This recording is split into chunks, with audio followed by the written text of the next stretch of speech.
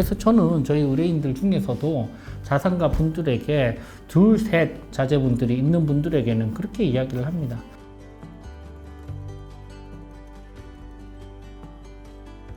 경영권 분쟁 전문가 류지연 변호사입니다.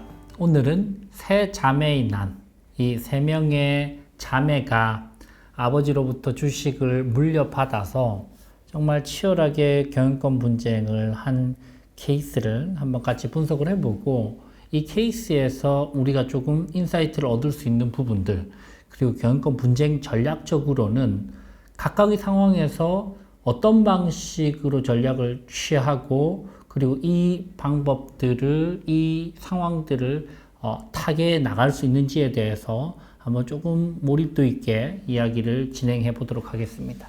사건의 발단은 이렇게 시작이 됩니다. 아버지가 지방에서 굉장히 존경받는 창업가로, 사업가로 회사를 차곡차곡 키워나가셨고, 초반에 이제 개인사업자로 시작을 해서 법인까지 설립을 하시고, 최고 매출은 거의 연간 500억에 달하는 매출을 일궈내시고, 그러면서 영업이익률도 보통 5에서 10% 내외로 꾸준하게 그렇게 만들어 나가셨던 아주 건실한 사업을 일궈 나가셨던 분인데, 갑자기 몸이 편찮아지시기 시작을 합니다. 갑작스럽게 수술을 하거나 이런 상황은 아니었지만, 사실 몸이 조금 불편해짐을 느끼고 이제 자매들을 경영에 투입을 시켜서 이제 2세 프로그램에 대해서도 본인이 생각을 하게 되는 그런 상황이었는데, 그 아버지에게는 3명의 딸이 있었습니다. 이 딸의 캐릭터들이 다 다른데요. 첫째는 너무 이제 사랑스러운 캐릭터고, 첫 딸이니까 워낙 많이 이뻐했던 그런 딸이고요. 둘째는 좀 야망이 있어요. 그리고 둘째가 결혼한 남편도 굉장히 야망가인 그런 캐릭터입니다. 셋째는 제일 똑똑합니다. 근데 첫째와 거의 나이 차이가 거의 10살 가까이 되다 보니까 약간 언니들을 조금 어려워하기도 했고, 또 사실은 이제 그 아버지가 보기에는 이제 귀여운 막내딸 정도였는데, 실제로 이제 사업과 관련된 머리, 이런 스마트함은 이제 셋째가 가장 뛰어났던 것이죠. 그래서 아버지가 이제 지분을 물려주게 되었는데, 지분을 어떻게 물려주었느냐? 아무래도 이제 보수적인 그런 아버지다 보니까 첫째에게 가장 많이 물려줘야 된다라고 생각을 하셔서 첫째에게 49%의 지분을 물려줬고요. 둘째에게 34%의 지분을 물려줍니다. 그리고 마지막 셋째에게 17%의 주식을 물려주게 됩니다. 그래서 첫째는 49% 가장 많고요. 대주주죠.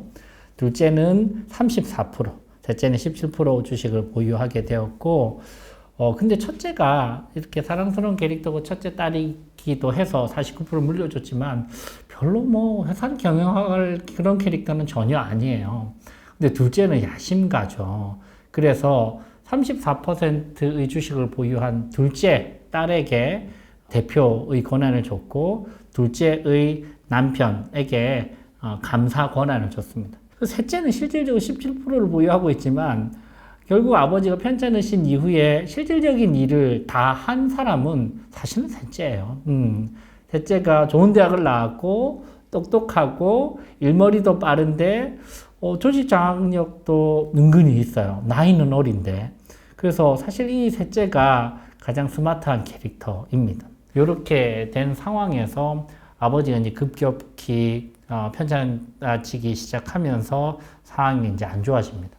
그리고 이제 아버지가 결국 이제 돌아가시게 되고, 아버지 돌아가신 이후에 34%의 주식을 보유한 둘째가 회사를 경영해 나가는데, 사실 이 둘째는 셋째가 없으면 사실 독립적으로는 회사를 경영해 나가기는 힘들어요.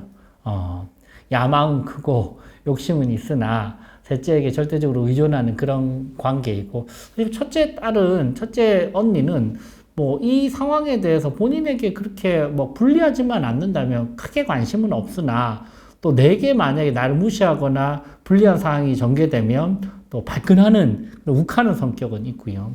이제 셋째가 열심히 일을 하고 한 연봉 1억 정도 받으면서 이제 소수 지분권자이죠, 그죠? 그러면서 실질적인 대표 역할을 하는데, 셋째도 이제 불만이 점점 쌓여 나가죠. 그죠? 둘째도 이제 계속 이제 옆에 있는 남편이, 야, 우리가 그래도 이제는 회사를 완전히 실질적인 대표이자 실질적으로 회사를 경영해 나가는 그런 장악력을 가지고 좀 셋째를 좀 멀리 하고 우리가 회사를 장악해야 되지 않겠니? 이런 생각들을 하게 되는 것이죠. 그러면서 이제 둘째, 셋째가 좀 으르렁거리는 그런 상황이 벌어집니다. 여기까지가 이제 이 상황의 전개입니다. 사실 이 아버지가 잘하신 부분도 있고 아쉬운 부분도 있어요. 그죠? 잘하신 거는 역시나 본인의 사업을 그렇게까지 4,500억 연 매출 나고 영업이익률도 단단하게 나는 5에서 10%씩 나는 그런 아주 알짜 기업을 만드신 거 뭐 절대적인 공헌이죠. 그죠? 두 번째는 세 자녀에게 그래도 나름 여러 가지를 좀 고민해 보시고 지분을 분배해 주신 것 같아요. 왜냐하면 첫 번째, 어느 한 명에게 절대적인 권한을 주시지는 않았죠. 왜 그렇죠? 예를 들면 어느 한 명의 딸에게 51% 이상의 주식을 주고 대표까지 줬다면 그냥 그 사람에게 모든 걸 다 주는 거야. 나머지 두 딸은 아무것도 할 수 있는 게 사실 많지 않단 말이에요. 견제 정도 수준이죠. 그죠? 근데 첫째에게 49%를 주고 둘째에게는 34%라고 하면 주총의 특별 결의를 막을 수 있는 최저 지분율이죠. 그죠? 34%를 주면서 대표의 권한을 주고 가장 똑똑하고 스마트한데 회사 조직 장악도 하고 있는 셋째 딸에게는 또 한 17% 정도 주식을 주면서 사실은 이제 아버지가 바랬던 그림은 첫째 딸도 이렇게 배제시키지 말고 그리고 둘째 딸의 의견도 잘 반영이 되면서 똑똑한 셋째 딸이 언니들 잘 케어하면서 회사를 성장시켜 나가면 좋겠다라는 그런 이상적인 그림을 그리신 것 같아요. 근데 결론적으로 보면 사실 저는 이런 방식의 구조를 짜는 것은 굉장히 위험하다고 봅니다. 차라리 사실 저희 이제 홈웨어 어센던트 율본에서 경영권 분쟁을 하다 보면 세 건 중에 한 건은 이런 가족 간의 분쟁이고 가족 간의 경영권 분쟁이거든요. 그렇다 보면 결국은 한쪽이 메이저리티를 가지고 대표를 하지 않는 이상 결국은 이제 분쟁 상태에 빠지게 되는 것 같아요. 차라리 아주 셋째에게 키를 다 넘겨주고 이 셋째와 첫째, 둘째 간의 주주관 계약서를 쓰게 해서 급여를 보장해주고 이사로서의 지위를 보장해주고 또 이익이 어느 수준 이상으로 나면 배당도 해주면서 그러면서 첫째, 둘째에게 경제적인 어떤 혜택을 주면서 안정적으로 회사를 경영하는 권한은 절대적으로 셋째에게 주는 것이 오히려 이 회사를 봐서나 장기적인 관계를 봐서는 더 낫지 않았나라는 그런 아쉬움은 있습니다. 그래서 아버님이 여러 가지를 생각하셔서 이런 구조를 짜신 것 같지만 사실은 너무 애매한 구조예요. 누구도 무엇을 제 마음대로 할 수 없는 셋의 마음이 딱 모여야 뭔가 할 수 있는 하지만 실제로는 이런 경우에 전쟁으로 이어지는 경우들이 너무나 많다. 그래서 저는 저희 의뢰인들 중에서도 자산가 분들에게 둘, 셋 자제분들이 있는 분들에게는 그렇게 이야기를 합니다. 그냥 지분을 그렇게 쪼개서 주지 마시고 차라리 사업부별로 법인을 2개, 3개로 나눠서 100% 주식을 각각에게 주는 게 오히려 가장 좋은 방법일 수 있다. 그리고 그렇게 안 된다면 한 법인으로 나눠야 된다면 확실한 한 명에게 몰아주시고 나머지 자녀분에게는 경제적인 혜택을 받을 수 있게끔 그렇게 구조를 짜셔라. 애매한 구조 막 50대 50, 33대 33대 33 그죠? 이런 것처럼 49대 34대 17 모두가 다 눈치 봐야 되는 구조. 이거는 인간 본성의 법칙상 경영권 분쟁을 야기시킬 수밖에 없는 굉장히 의도는 좋았으나 결과적으로는 현실적으로는 분쟁이 발생할 수밖에 없는 구조이다라는 생각이 듭니다. 자, 이 상황에서 이제 실질적으로 자매의 난이 일어나는 것이죠. 첫째는 이런 생각을 합니다. 야, 어차피 내가 대주주인데 왜 맨날 내가 동생들 눈치를 보게 되지? 이런 생각하면서 점점 더 불만이 쌓여가고 둘째는 이런 생각을 해요. 아빠는 나를 대표로 앉혔고 그것에 다 이유가 있고 그리고 내 신랑이 감사인데 왜 셋째가 조직을 장악하고 있지? 나를 무시하는 것 같은데 이런 생각을 하게 됩니다. 셋째는 이런 생각을 해요. 아버지 돌아가시기 전에도 그렇고 실제로 사업을 지금 하고 있는 거는 난데 왜 나는 17%밖에 가지고 있지 않을까? 이건 뭔가 잘못됐다. 구조를 다시 짜야 되겠다라는 생각을 하게 되는 것이죠. 자, 이 상황에서 이제 서로 눈치 게임이 치열하고 서로 이제 견제를 하게 되면서 사이도 멀어지게 됩니다. 근데 이 상황에서 키는 누구에게 있죠? 가장 대체 불가능한 존재는 누구죠? 셋째입니다. 왜? 실질적인 경영, 회사 운영을 하고 있고, 둘째는 명목상의 대표일 뿐이고, 첫째는 49% 가지고 있는 대주주일 뿐이란 말이죠. 첫째, 둘째, 셋째 중에 없으면 절대적으로 안 될 사람 한 명만 꼽자면 역시 셋째입니다. 이 셋째가 어떻게 움직이느냐에 따라서 판이 완전히 바뀌게 될 겁니다. 셋째 입장에서는 어떻게 하면 될까요? 야망이 굉장히 큰, 그리고 대표이사를 하고 있는 둘째 언니에게 접근해서 어떻게 설득을 해서 나를 대표로 앉혀달라, 내가 회사를 경영하게 해달라 해봤자 둘째 언니는 CR도 안 먹힐 것 같고요. 결국 셋째는 첫째 언니가 둘째 언니를 약간 견제하고 두려워한다라는 부분을 조금 파악을 하고 첫째 언니에게 접근을 해서 두 가지 선택지 중에 한 가지를 할 수 있죠. 첫 번째, 가장 좋은 거는 첫째 언니의 지분을 꽤 괜찮은 가격으로 본인이 매입을 해서 본인이 51% 장악하는 방법 베스트죠. 이거는 궁극적인 문제의 해결책입니다. 그죠?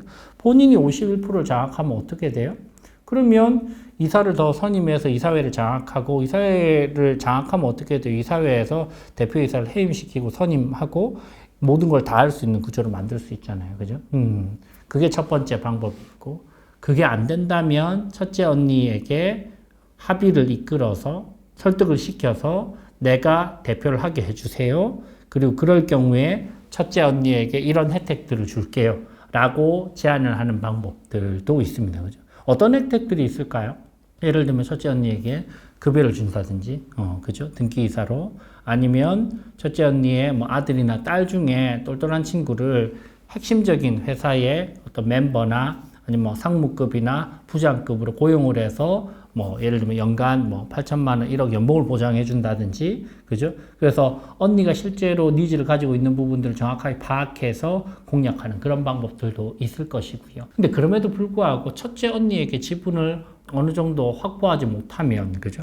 그럴 경우에는 지금 적어도 첫째 언니가 지금 49%를 가지고 있으니까 17% 가장 적게 가지고 있는 그 셋째가 첫째, 둘째보다 지분율이 더 높아질 수 있는 구조를 일단 만들거나, 그죠? 34% 이상을 만들거나, 그죠?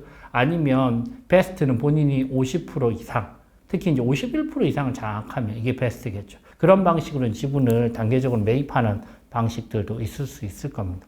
그렇게 해서 첫째 언니를 설득하면서 둘째 언니를 견제하고, 그러면서 본인이 실질적으로 회사 경영자가 되는 그런 시나리오를 셋째는 스마트하게 만들어 나갈 수 있다면 그게 베스트일 것 같아요. 자, 그럼 둘째 입장에서는 어떻게 해야 될까요? 둘째는 지금 대표이사예요. 그죠?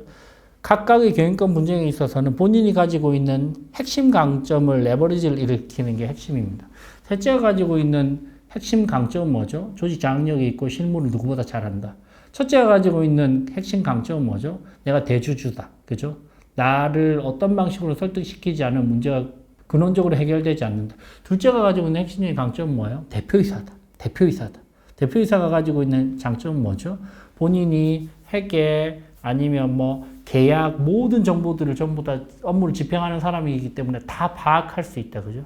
그래서 이 둘째는 야망가란 말이죠. 실무는 모르지만 첫째 언니가 무분별하게 법인카드를 쓰고 어떤 또 자식 중에 일부를 또 등재를 시켜서 일도 하지 않으면서 급여를 받고 이런 부분들에 대한 구체적인 정보들을 전부 다 정리를 하기 시작했습니다. 대무사를 써서 본인이 대표이사니까 이제 법인 돈을 써서, 그죠?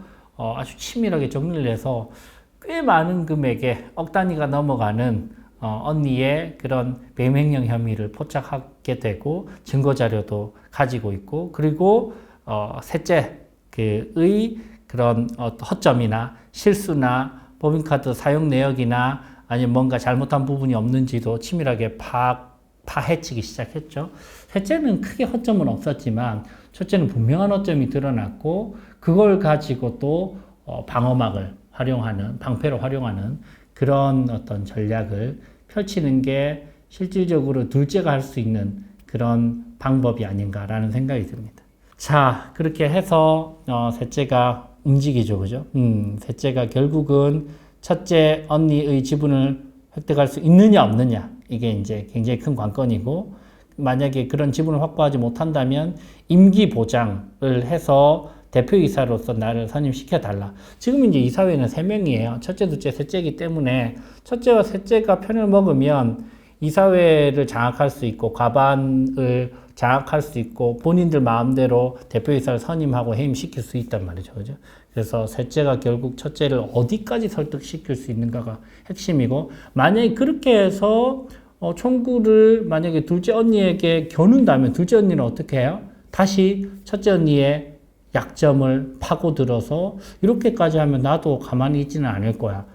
그래서 이제 회사 명의로 첫째에게 배명이 고소를 한다든지 이런 방식으로 또 방패를 삼을 거란 말이죠. 그래서 이 경영권 분쟁은 이런 방식으로 전개가 됐습니다. 여러 가지 포인트에서 경영권 분쟁적으로 우리가 생각해 볼 수 있는 지점이 있었죠. 그죠? 첫 번째, 역시나 경영권 분쟁은 누군가는 과반 이상을 확보해야만 안정화될 수 있다. 그죠? 이렇게 애매한 구조로 지분을 짜는 것 자체가 크게 문제가 있다. 두 번째는, 만약 그렇게 짰더라면 추적한 계약서는 적어도 있었어야 된다. 그러면 누구도 과반을 컨트롤할 수 없기 때문에, 그러면 상대의 누군가와의 어떤 협력을 해야 되는데, 그랬다면 주정 계약서는 적어도 있어야 되지 않았을까라는 생각도 들고, 세 번째, 만약에 지분 구조가 이렇다면 이사회라도 좀 장악할 수 있는, 예를 들면 어땠을까요? 둘째가 예를 들면 본인의 남편을 감사가 아니고 사회 이사로 등기를 해놨다면 이사회에서도 지지 않아요. 그죠?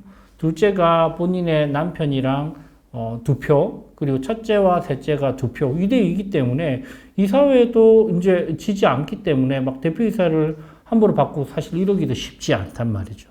물론 이제 주총을 소집해서 첫째, 셋째가 이사를 다시 한 명 더 선임해서 또 이런 절차를 번거롭게 거칠 수는 있겠지만, 단순하게 대표이사를 선임하고 해임시키기는 또 쉽지 않단 말이죠. 그래서 주총이 이런 구조라면 이사회를 누가 장악할 것인가? 그리고 대표이사는 역시나 회사를 실질적으로 경영할 수 있는 사람, 그리고 회사의 조직 장애에 있는 사람이 대표이사가 되어야지. 그렇지 않으면 실질적으로 대표이사가 아니지만 회사를 장악하고 있는 사람이 다른 생각을 할 수밖에 없다. 내가 대표가 되어야 된다고 생각할 수밖에 없다. 이런 포인트들도 경영권 분쟁 관점에서, 결국 경영권 분쟁은 여러분들 주주총회 지분율, 그죠?